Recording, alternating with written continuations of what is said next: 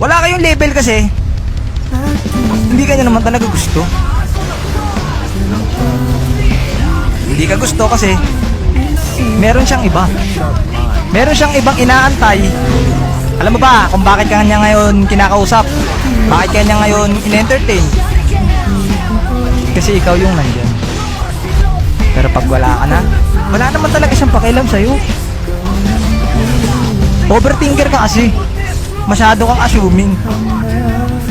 Porket masaya siya kausap ka, feeling mo naman may meaning yun. Tanga, ganito talaga ako gumalaw. Simula nung pinalaki ako ng mga haring mangin nagkukal sa akin, si Tupac ang nagpalay sa akin. Kung ano ba totoo, isip mo na itong ito damanda